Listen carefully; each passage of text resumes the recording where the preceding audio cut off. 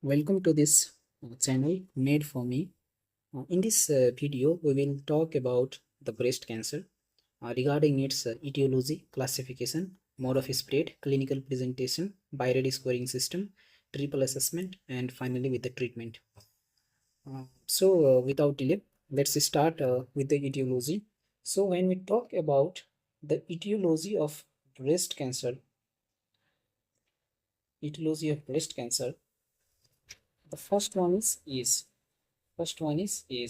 the increasing age has more risk of breast cancer. Okay, and the incidence of cancer less than in people with less than 20 years, it is usually rare.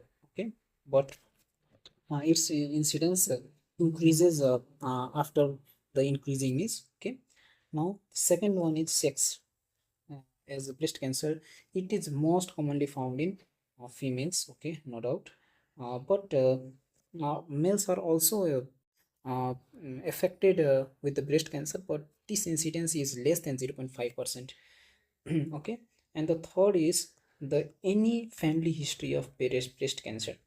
If there is any family history of breast cancer, then in those people breast cancer can occur.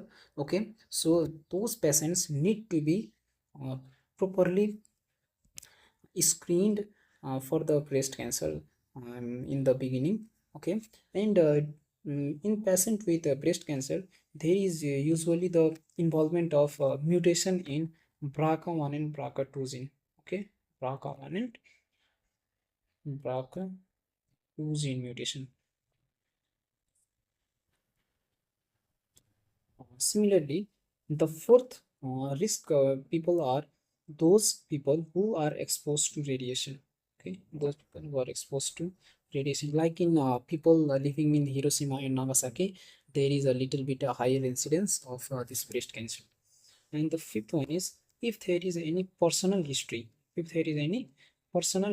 of breast cancer, like the patient is having uh, breast cancer in one breast, and uh, such type of patient have more risk of having breast cancer in the another breast also. Okay? So we have to consider that. And the sixth factor is diet. Okay, diet. So diet, uh, in diet, if there is a excessive consumption of alcohol, then it can be a risk for a patient. Okay, and another is the diet which are low in phytoestrogen. Diet low in phytoestrogen.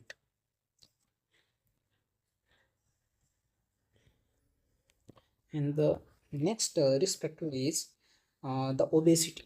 Okay, the obese patient have more amount of fat in their body. So what happens, there is a conversion of this steroid hormone into estradiol. Okay, this steroid hormone into estradiol, which have risk factor for the uh, breast cancer. And the next etiology is uh, those people, those people which are usually nulliparous. Okay, the nulliparous women, uh, because their hormone level is not balanced as compared to the patient who has been pregnant. Uh, so the risk is more in nulliparous pattern, nulliparous patient. and the patient and the patient who have early childbearing and breastfeeding bearing and breastfeeding, they have reduced risk of breast cancer. Okay, and the people, actually the estrogen hormone is the main culprit for this breast cancer. So the people who take or who have estrogen hormone high level in their body, they are more prone. Okay, so the patient who consumes this post hormone therapy in the post-menopausal period, those people like the people in early menarche and late menopause, these people they have increased risk. So the we can write the 9.8 early menarche, late menopause, and post-menopausal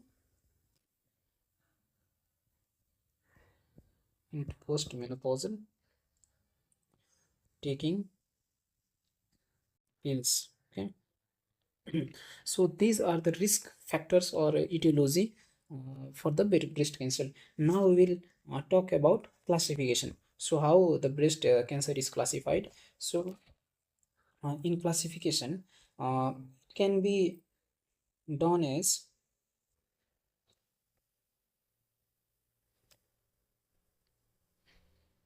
breast cancer. Okay. So it can be done as two types, like one is in situ, one is breast carcinoma in situ, and another is invasive. Okay, so in carcinoma in situ it can be ductal carcinoma and lobular carcinoma. Similarly, in invasive it can be ductal carcinoma and invasive carcinoma and lobular carcinoma. So the breast cancer can be classified as ductal carcinoma in situ, lobular carcinoma in situ, and ductal carcinoma, invasive ductal carcinoma, and lobular invasive lobular carcinoma. Okay, there are other types of invasive carcinoma. Those are like medullary carcinoma, papillary carcinoma, and tubular carcinoma. Okay, and the most common is invasive ductal carcinoma. Okay, this is most common type. We can also classify the breast cancer as according to the molecular classification. Okay, according to molecular classification.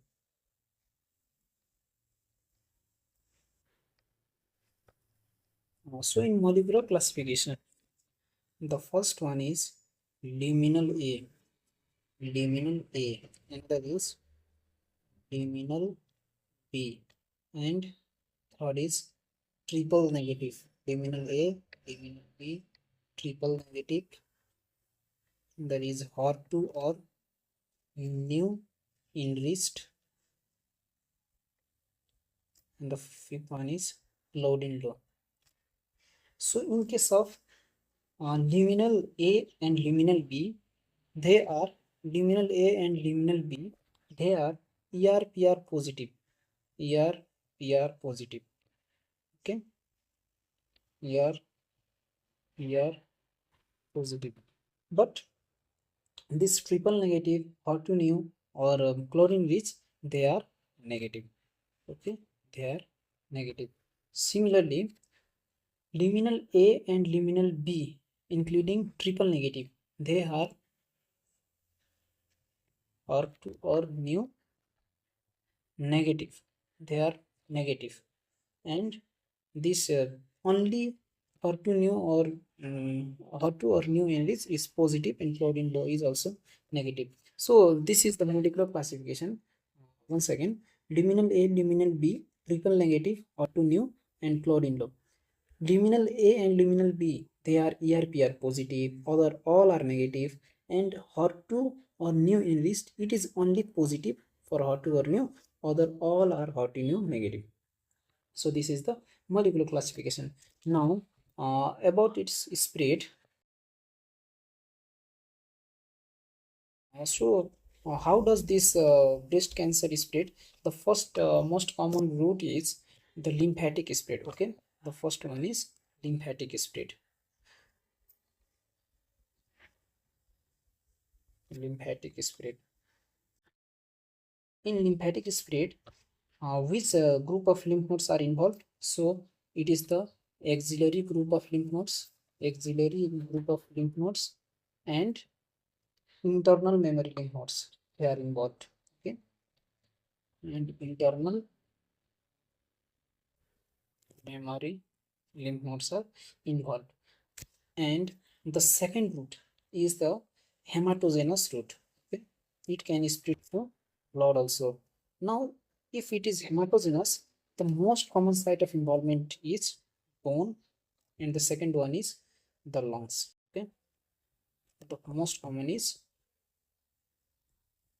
bone, and second one is lungs. So if so in case of bone, what it does, it can cause pathological fracture. It can cause pathological fractures. It can cause pain, swelling. Okay, and in case of lung, it can cause pleural effusion. What it can cause, it can cause pleural effusion. Along with, it can cause uh, cannonball secondaries. Cannonball secondaries. So in this way there is hematogenous spread. And also the third one is, like, it can spread locally. Okay, it can spread locally. So while spreading locally, it can cause ulceration of skin. It can cause ulceration of skin. Okay, it can cause fungation. It can cause bleeding. Okay, this is the local spread. So these are the mode of spread. Now it's time for the clinical presentation. Clinical presentation. So when we talk about the clinical presentation of breast cancer, imagine this is the breast. Okay, this is the breast, and it is divided into how many quadrant? Four quadrant. Quad means four. Okay, so four quadrant, and this is the upper. This is upper medial or upper inner, upper outer, lower inner, or lower outer. Okay, if you consider like this in a four quadrant, then the most commonly involved uh, quadrant is upper outer quadrant. So there can be formation of lump. Okay, so where does it forms? In the lump, the most common clinical presentation is lump. The most common clinical presentation is lump. Where does it occur? Most commonly it occurs in upper outer quadrant. Upper outer quadrant. It can also occur in other quadrant, but most commonly around 60% it occurs in the upper outer quadrant. And it is hard in consistency. It is hard in consistency,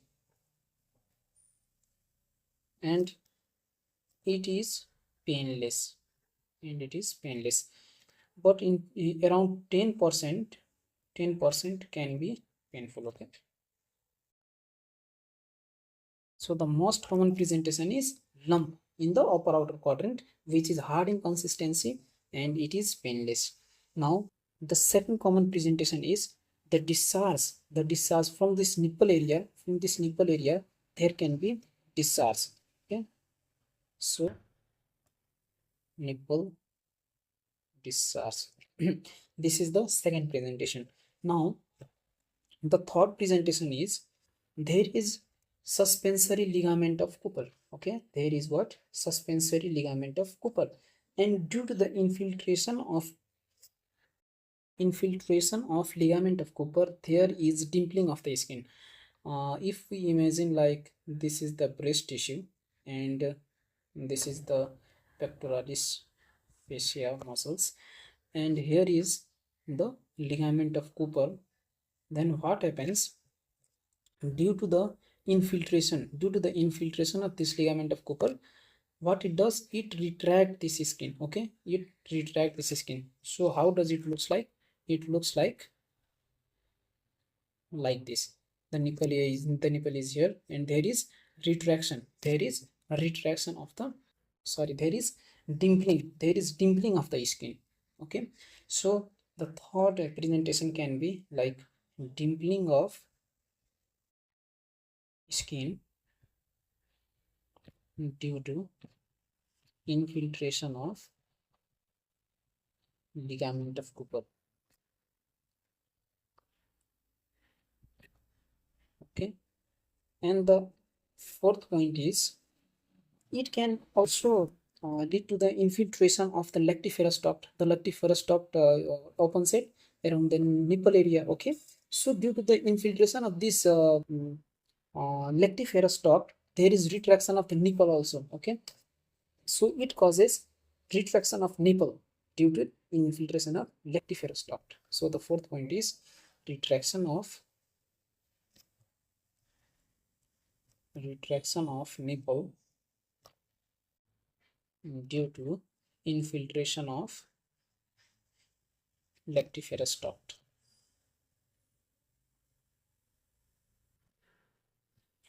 And what are the other clinical features which can appear?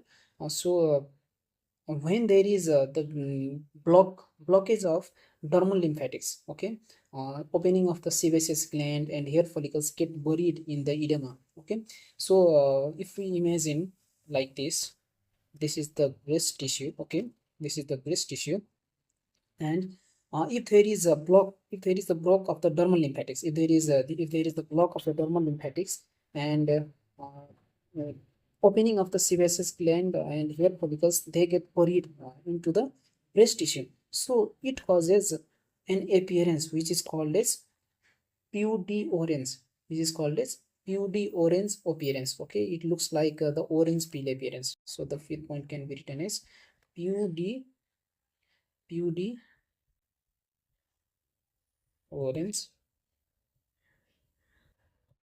orange peel appearance. Why does it looks like orange peel appearance?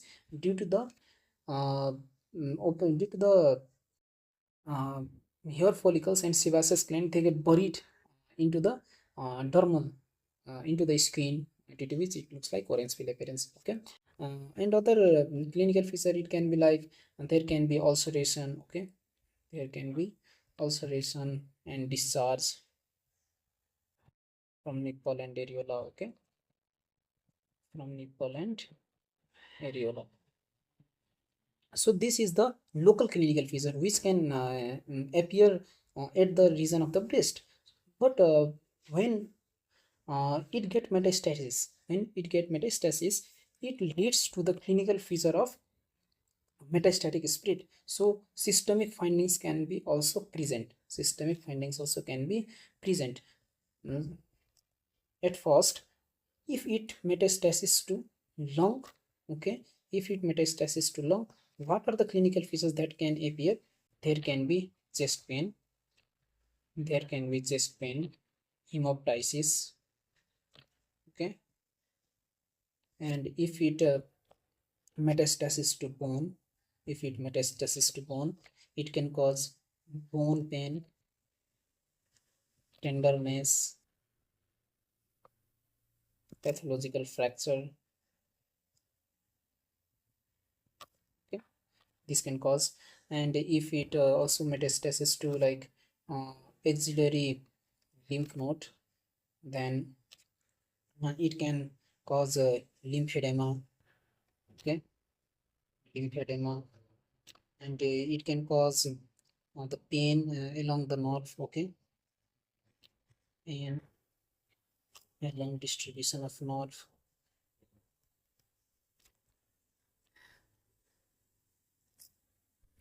And there is one term called cancer in cuirass. What is that? Cancer in cuirass. So in cancer in cuirass, what happens? The skin over the chest wall and breast, like this is the breast, and the skin over the chest wall and breast, they are stored with the cancer nodules. Okay, they are stored with like this cancer nodules, and it appears like an armor coat, the coat which the people used to wear during the fight. Okay, during the war, that is the armor coat. And in cancer in cuirass, similarly, same type of nodules are present over the chest and the breast wall. Okay, chest and the breast wall, and it looks like armor coat, and this is known as cancer virus. Okay, so what is it? It is the nodules present over chest and breast, okay, looking like armor coat.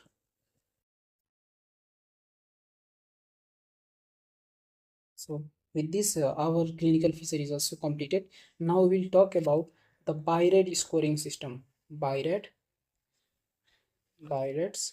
scoring system. Okay.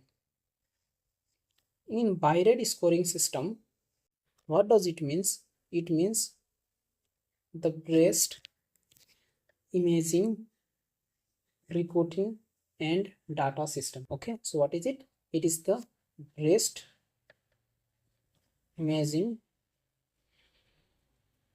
reporting, and data system. Okay.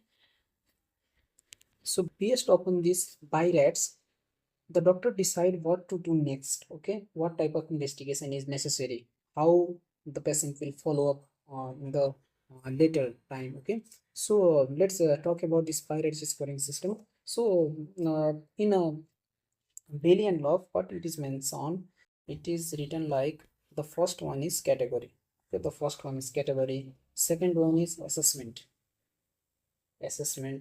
and the third one is how much probability of malignancy, and the fourth one is follow up, and the fifth one is recommendation. So based on this topic, the Pirate system has been made. So the first one is category 0. There are 6 categories. Okay, there are 6 categories. The first one is 0, 1, 2, 3, 4, 5, and 6. 6 category. The first assessment, that is category 0, it is incomplete. If patient falls in category 0, the assessment is incomplete. So how much probability of malignancy will be there? We cannot say. Okay, so we cannot say, so it is not applicable. And the patient uh, when he should follow up, and what is the recommendation? It is that the investigation is actually incomplete. So what we suggest, what we recommend the patient, they need additional imaging. Okay, they need additional imaging, or if the patient has done mammogram or prior mammogram, we have to ask for that, and we have to do comparison. Okay, so in category 0, what we do, we need additional imaging system. Okay, we have to do additional imaging, or if there is any prior mammogram, we need that for comparison. Okay, so the category 0 is incomplete, and in category 1, the assessment is negative, like the patient has done mammogram, okay, or ultrasonography, and it is negative. So what is the probability of malignancy? It is essentially 0. It is essentially 0. And when he should be followed, he should be followed only yearly. Okay, yearly. So the routine annual screening, so routine annual screening is needed in this patient. Okay, what type of screening? Mammogram. Routine annual screening mammogram is done for women more than 40 years. Okay, and in category 2, the assessment is benign. The patient was undergone some investigation, and he was found as the benign. Okay, the benign condition. So there is benign finding, and in this benign finding, there is also probability of malignancy 0. Okay, probability of malignancy 0%. So the follow-up and recommendation is same as for 1 and 2. That is, routine annual screening mammogram is needed for more than 40 years. And in category 3, there is probably benign finding. It means that the benign finding is there, but it looks like malignant, but it looks like malignant, so there is probably a benign finding. Okay, so there is probably benign findings, and in this case the probability of malignancy is more than 0% to up to 2%. And in such type of patient, the follow-up is usually within 6 months. Okay, initial short-term following is needed. Initial short-term following. Initial short-term following usually 6 months. Usually 6 months. Okay, here it was annual screening around 12 months, and if the patient falls in category 3, then there is 6 months. Now in category 4, in category 3 there is probably benign finding, but in category 4, there is suspicion of abnormality. Okay, there is suspicion of abnormality. Suspicion of abnormality. It means there is any abnormality. Now it is divided into 3 types, that is 4A, 4B and 4C. In 4A, there is low suspicion of malignancy. Okay, there is low suspicion of malignancy. And in 4B, there is intermediate suspicion of malignancy. And in 4C, there is high suspicion. Of malignancy. So the probability of malignancy is, here it was 0 to 2%, now it is 2 to 10%, more than 2 to 10%. In 4B, it is 10 to 50%. Okay, and in 4C, it is 50 to 95%. Now what recommendation we should give to the patient? We should ask patient to do biopsy. Okay, so biopsy should be considered. Now in 4 C has been completed. Now 5. In 5, here it was just low, intermediate and high suspicion of malignancy, but in 5 there is highly suggestive of malignancy. The report is highly suggestive of malignancy, and the probability of malignancy is more than 95%. And what we need to recommend patient, that we need require either biopsy, and as the probability of malignancy is so much higher, so surgical treatment. Okay. And the 6th one is, the finding of biopsy has been proven that it has been malignant. Okay, that is known biopsy. Proven malignancy.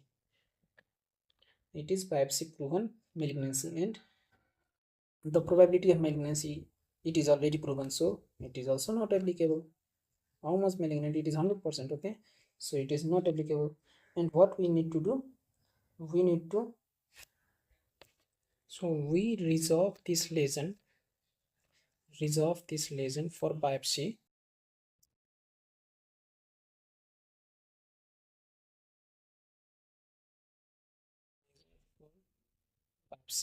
Prior to any definitive therapy. So in this way, the Birad scoring system is done. Now after Birads, we move on to our triple assessment, which is the most important topic. Okay,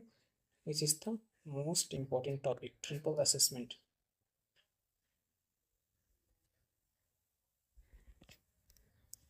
So triple assessment, it start with 3 things. Okay, the first one is clinical.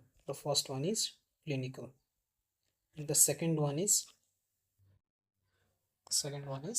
radiological,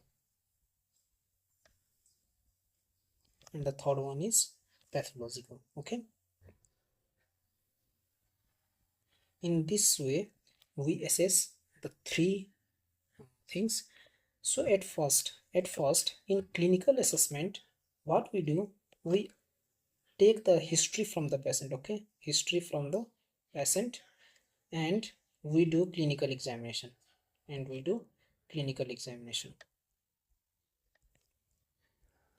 I have already told about the clinical features. So those clinical features are examined on a patient, and a proper history of the patient is taken, uh, which has already been discussed in etiology part. Okay, what are the risk factors? Those histories should be taken, and uh, in the radiological part, what basically we do, we assess the patient either by ultrasonography or by mammography. These are the two radiological investigation which we usually do. And in ultrasonography, they are usually preferred for young patient. Okay, they are usually preferred for young patient. Why it is preferred? It is because the ultrasonography, this investigation is usually cheap. Okay, this is usually cheap, and it is also radiation free. It is also radiation free. And the third point is, we can do ultrasonography directed, USC, sorry, not directed, USC guided, USC guided biopsy if any abnormality is found during ultrasonography. Okay, so these are the reasons why ultrasonography is preferred. And this mammography is of two types. One is screening mammography, and another is diagnostic mammography. So screening mammography, it is usually done for women. It is usually done for women more than 35 years. Okay, one for women more than 35 years, or in patient who are having positive family history, positive family history of breast cancer. Okay, so screening is done for those, and the diagnostic, it is done to evaluate, breast lump, if there is any breast lump, or if there is any nipple discharge. The teacher usually ask the uh, student that why ultrasonography is done in young patient and mammography is done in women more than 35 years. Why mammography, if it is more uh, specific and sensitive, why mammography is usually not done in young patient? Why ultrasonography is usually done? So the answer for that question is that in young patient, there is more glandular tissue.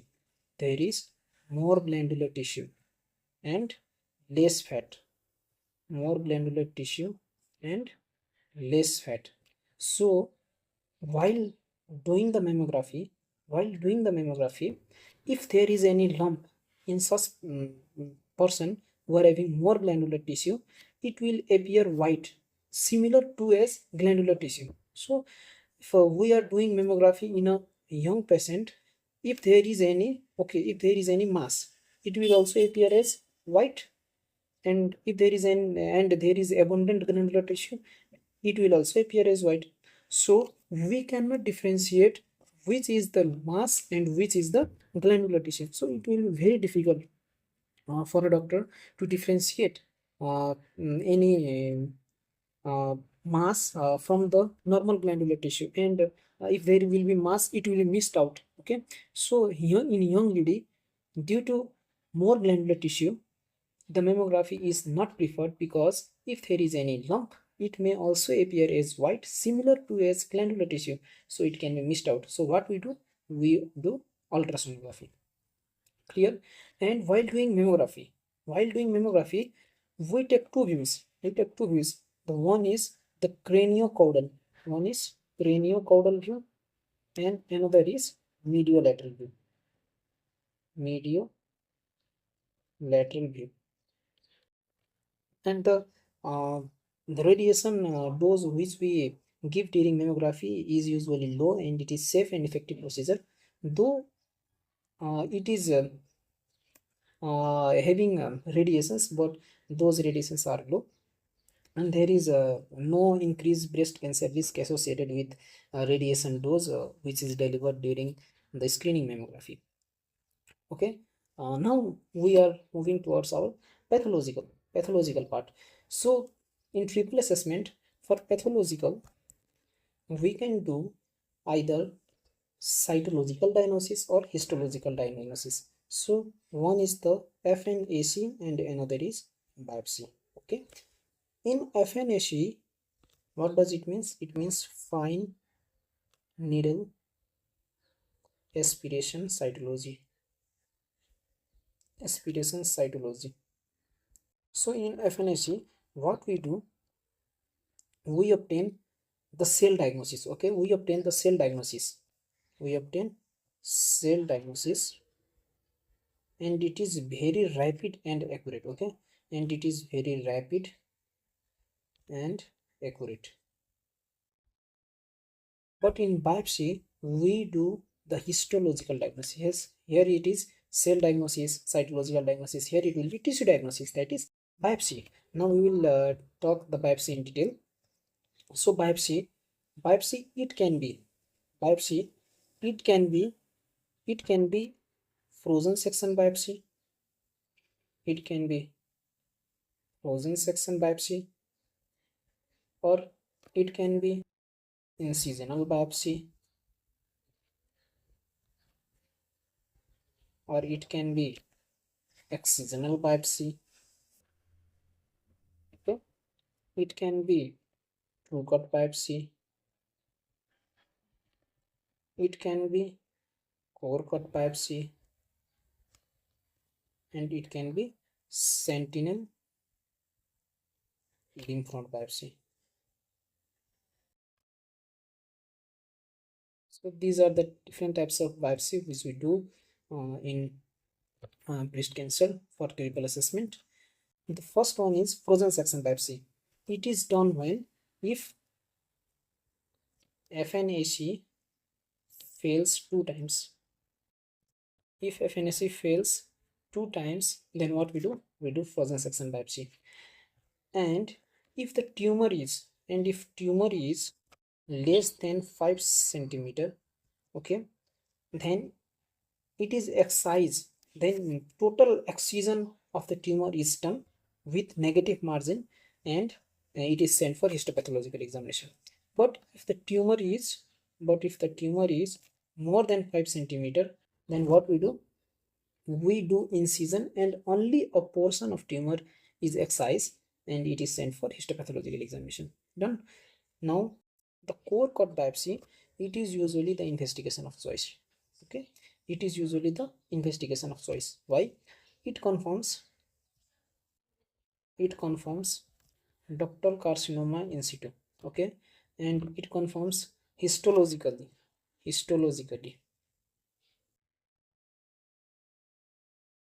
and it also differentiate carcinoma in situ and invasive cancer. Okay, so it is the investigation of choice for the breast cancer.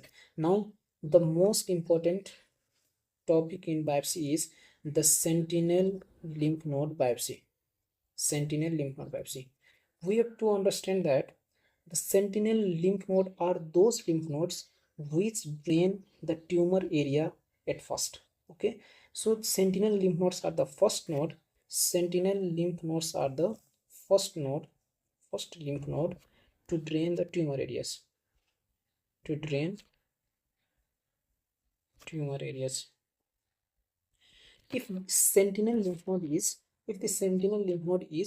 positive, okay, if the sentinel lymph node is positive, it means there is high probability of spread of tumor to the other side also.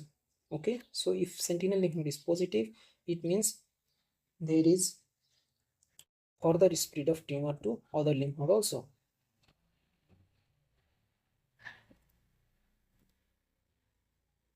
tumor to other lymph node also.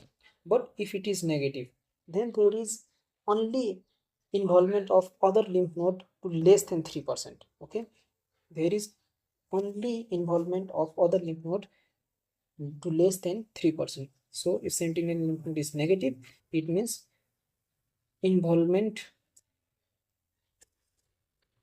of other lymph node is only less than 3%. Okay, so how do we check the sentinel lymph node? What we do, we we inject what we do we inject either methylene blue we inject either methylene blue or 99 m technetium labeled albumin. What we do, we inject methylene blue or 99 m technetium labeled albumin near the tumor area near the tumor area.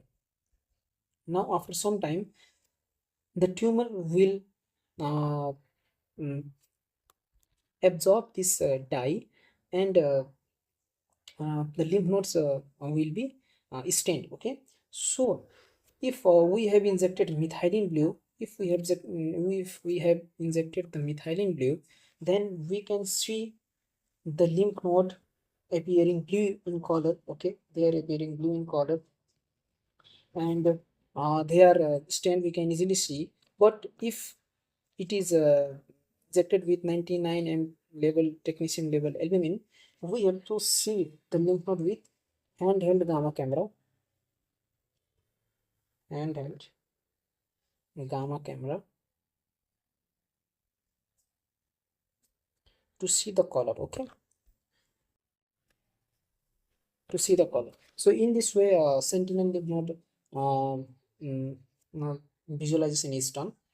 Now what happens if sentinel lymph node is positive? Okay, if sentinel lymph node is positive, what we do clearance of axillary lymph node. Okay, so while removing the tumor, we also do clearance of axillary lymph node. But if it is negative, no clearance is needed. No clearance is needed. So in this way our triple assessment is completed. Now we will move toward other investigations with which we can do in order to find the breast carcinoma. So for secondaries, okay, so for secondaries, what investigation we have to do? We have to do like ultrasonography abdomen in order to find any liver pathology, okay, or any pleural effusion, okay, or any ascites, we can find this.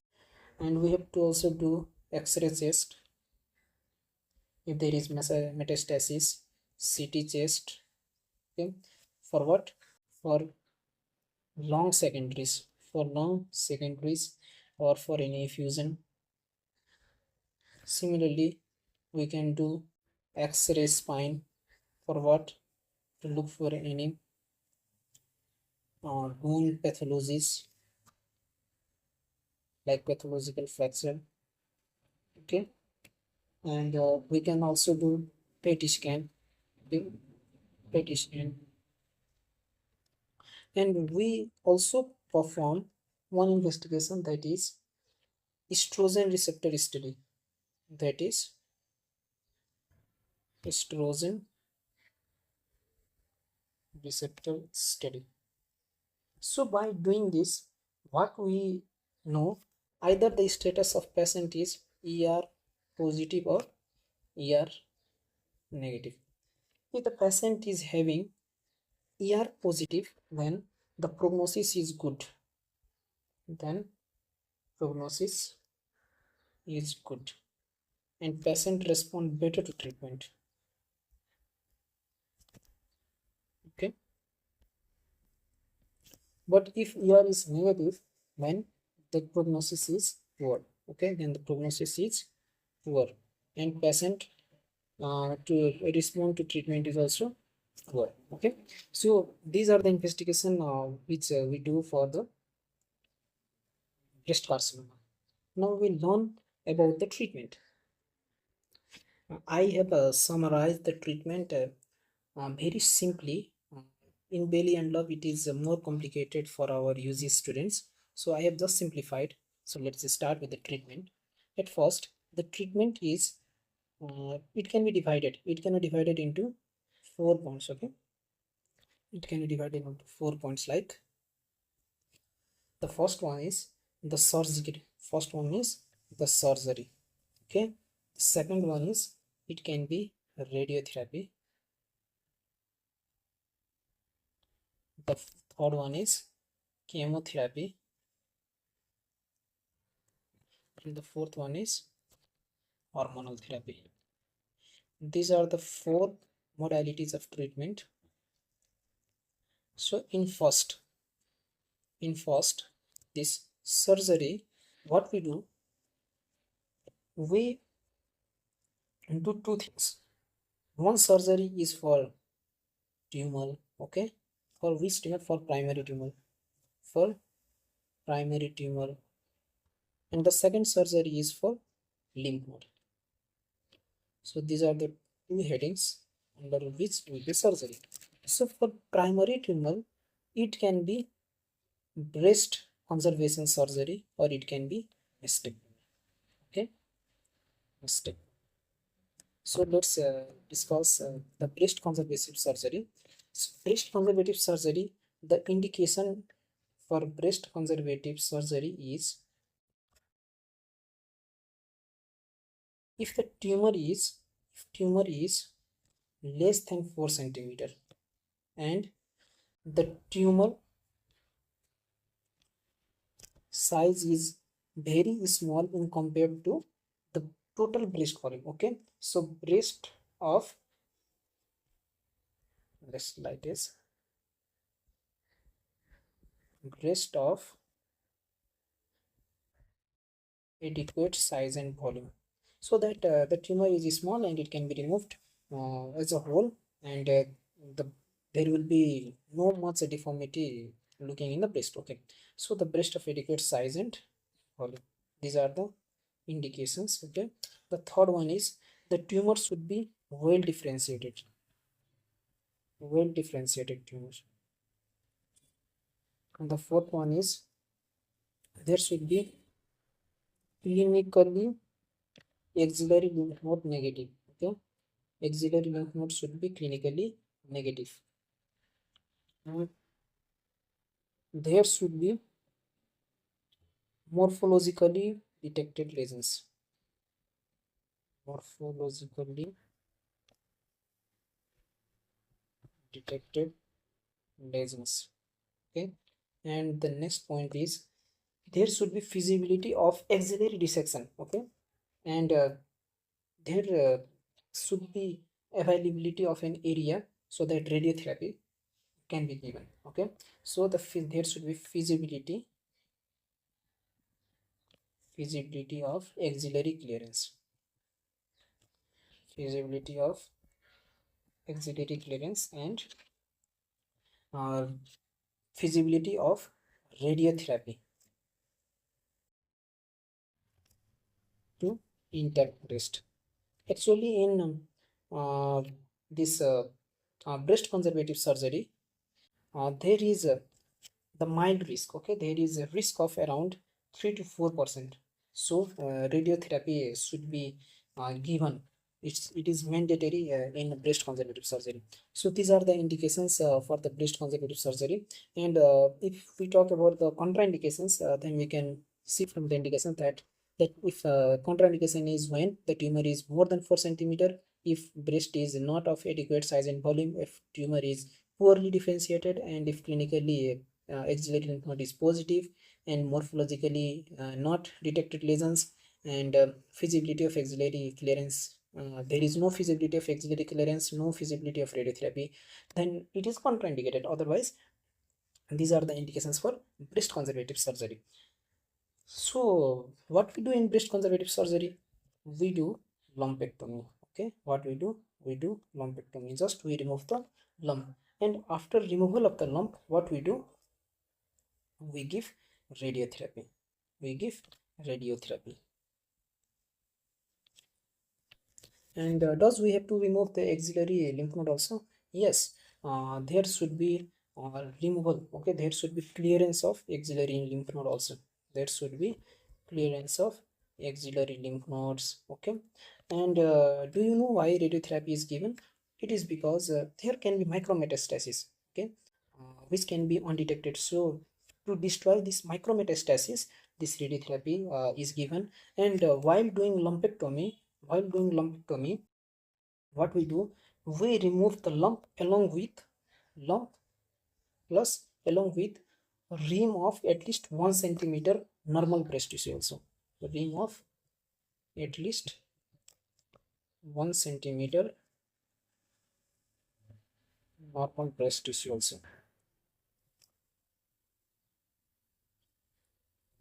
So this is for the breast conservative surgery. Okay, that is lumpectomy. We can also do quadrantectomy. Okay, quadrant is removal. So what it is? Quadrantectomy. Okay, so this is the breast conservative surgery. Now we will talk about the mastectomy. What? The mastectomy.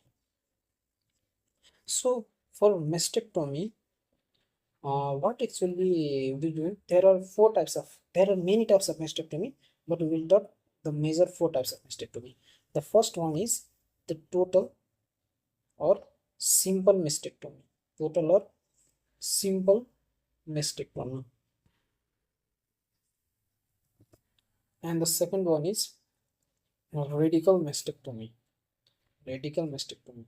Third one is modified radical mastectomy. It is also known as MRM. Okay, MRM. And the fourth one, which we discuss, it is toilet mastectomy.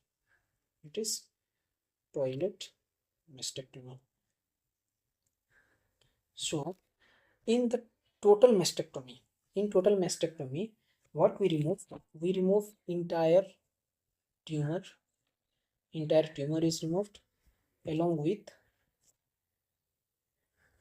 entire breast is removed with nipple areola complex, with the nipple areola complex, and we remove the skin over breast, and axillary tail is also removed. So these are the things which we remove during total mastectomy. Are we removing the lymph node? No. In this total mastectomy, the lymph node is not removed. Okay, this lymph node is not removed. Lymph node not removed. But in case of this radical mastectomy,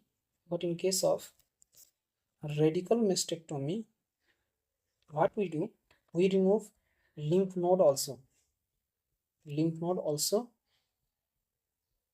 It is removed. Okay, lymph node is also removed. Along with this, pectoralis muscles also removed.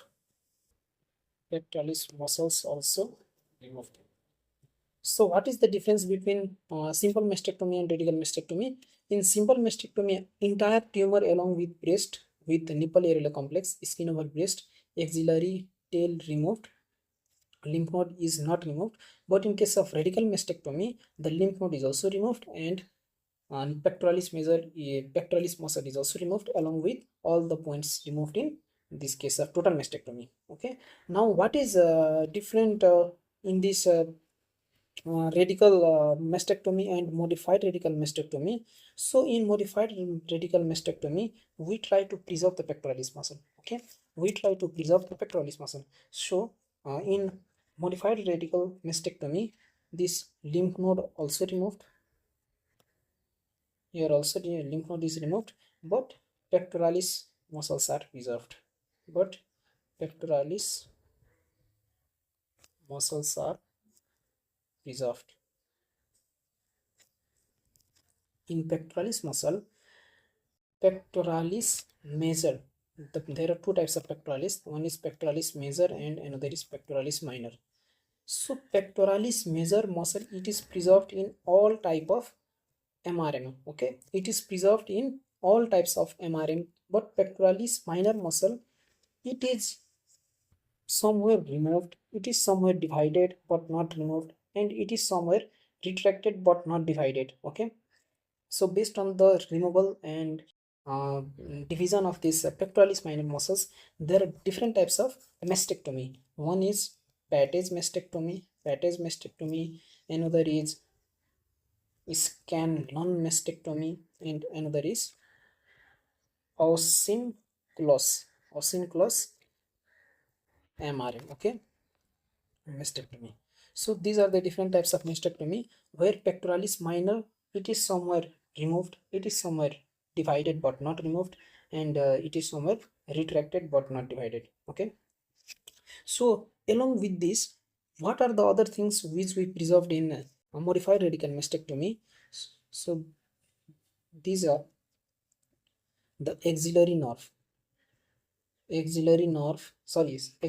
vein, not axillary nerve, axillary vein, cephalic vein, and nerve to axillary nerve and nerve to serratus anterior, nerve to serratus anterior, latissimus dorsi, and pectoralis muscle is preserved. So in case of modified radical mastectomy, pectoralis muscles are preserved. Among those, pectoralis major muscle is preserved in all type, but pectoralis major minor muscle is preserved somewhere and somewhere it is removed. Along with this, axillary vein and cephalic vein, they are also preserved, and nerve to serratus anterior, latissimus dorsi, and pectoralis muscle, it is preserved. So by this, modified radical mastectomy is complete.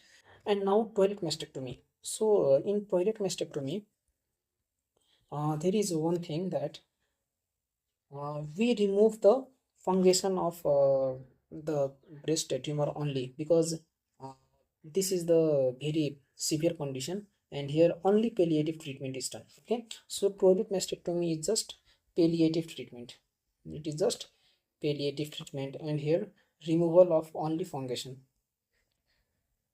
Okay, so this is the uh, surgical treatment for primary tumor. Okay, one is the breast conservative surgery and another is the mastectomy. Now for lymph node, what we do for lymph node, what we do, we assess either the lymph node is enlarged or not. If the lymph node is not enlarged, okay, if the lymph node is not enlarged, and if the lymph node is enlarged, simply, if the lymph node is not enlarged, what we do? We do sentinel lymph node biopsy. Okay, sentinel lymph node biopsy. And if sentinel lymph node biopsy is positive, we do clearance. Okay, and if it is negative, we do not remove the lymph nodes. Okay, so this is if lymph node is not enlarged. But what happens when the lymph node is enlarged? If it is enlarged or it is palpable, what we do? We do USC guided FNAC. Okay, what we do? USC guided FNAC. If the USC guided FNAC, it is positive. If it is positive, then what we do? Axillary clearance. Okay, but if it is not positive, but if it is, let's simply write like this. If it is positive, we do clearance. Okay, and if it is negative, what we do, we send for sentinel lymph node biopsy. Sentinel lymph node biopsy. So in this way, for lymph node, the treatment is done. Now talking about radiotherapy. So this radiotherapy is routinely used during breast conservative surgery. Okay, why? To destroy the micrometastasis.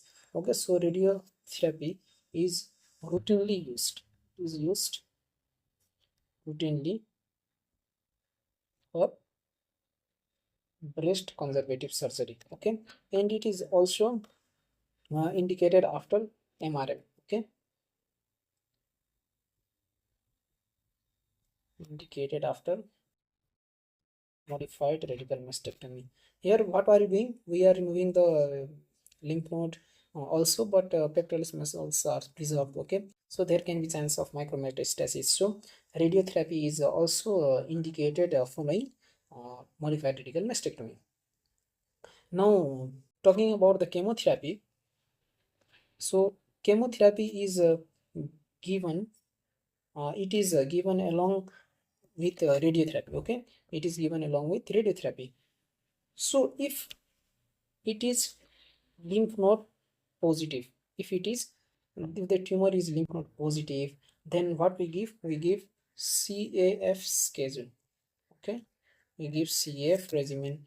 And if lymph node is negative, what we give? We give CMF.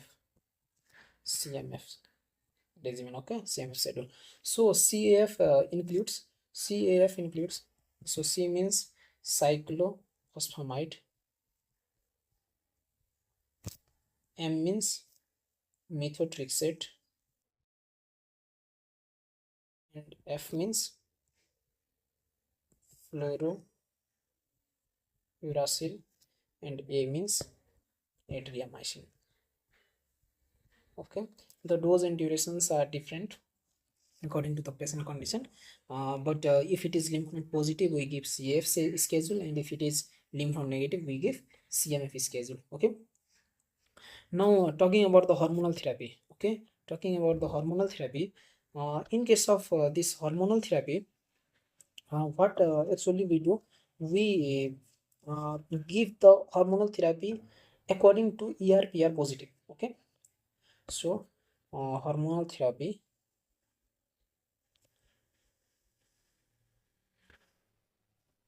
we give according to patient used in ER/PR, used in patient with ER/ER positive. So what are the drugs we usually give? It is SOMS. We give usually SOMS, selective estrogen receptor modulator, SOMS, that is tamoxifen. What we give? We give tamoxifen. Tamoxifen. It is given in both pre and post menopausal patient, in both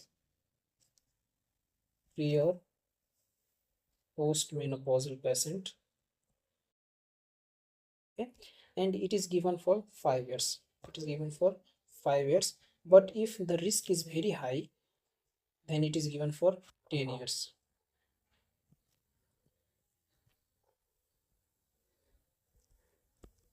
And this tamoxifen has some side effect also. Okay, so its side effects are like it can cause hot flashes, endometrial hyperplasia.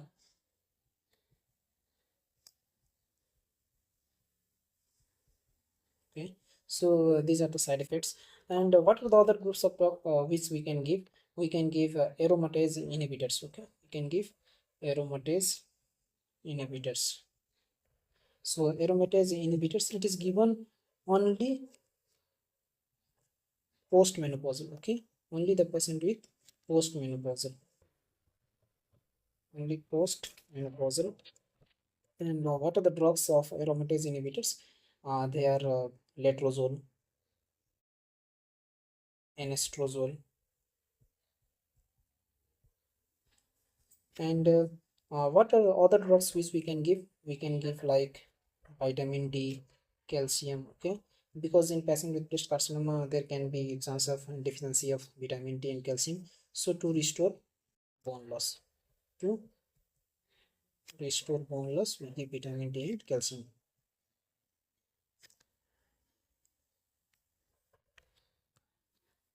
So by this, our topic of breast carcinoma has been completed.